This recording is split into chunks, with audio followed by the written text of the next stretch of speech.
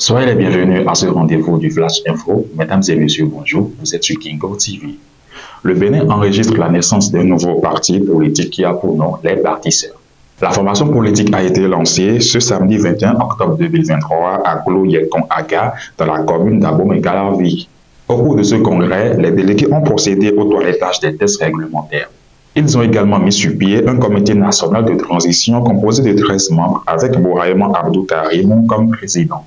En ce qui concerne le parti politique Union Progressiste Le Renouveau UP Le Renouveau, ce dernier se prépare activement pour les élections de 2026.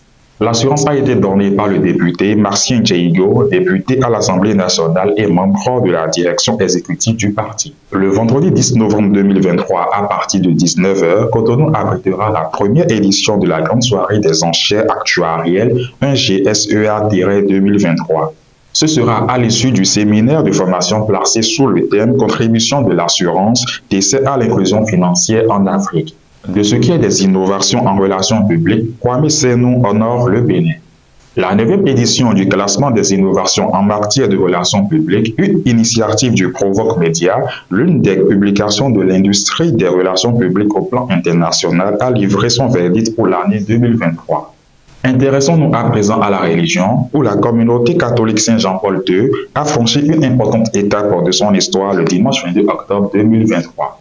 Il s'agit de la consécration et de l'engagement des premiers membres fondateurs de la dite communauté. C'est à la faveur d'une cérémonie empreinte de solennité qui a réuni membres, amis et sympathisants de la dite communauté à la chapelle Saint-Charbel de Cotonou.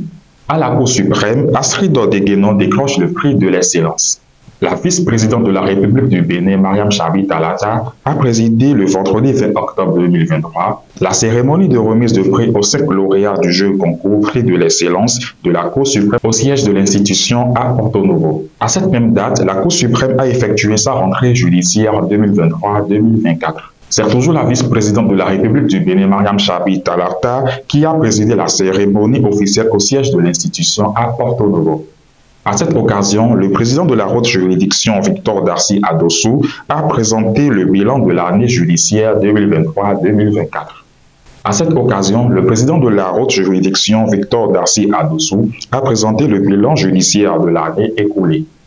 Afin de venir en aide aux personnes drépanocytaires, une œuvre de solidarité dénommée Dictée solidaire a été initiée par le ministère du Cadre de vie et des Transports en charge du développement durable en collaboration avec la société WAC ce samedi 21 octobre 2023.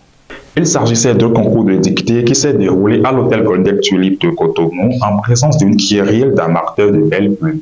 Hors de nos frontières au Gabon, l'ancien directeur du cabinet d'Ali Bongo Ondimba, Brice Lacruche Ali Rango, recouvre sa liberté de façon provisoire.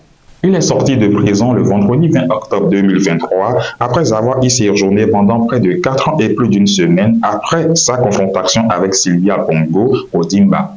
Et c'est tout pour le point de l'actualité de ce jour. Merci de nous avoir suivis. Portez-vous bien et à très vite.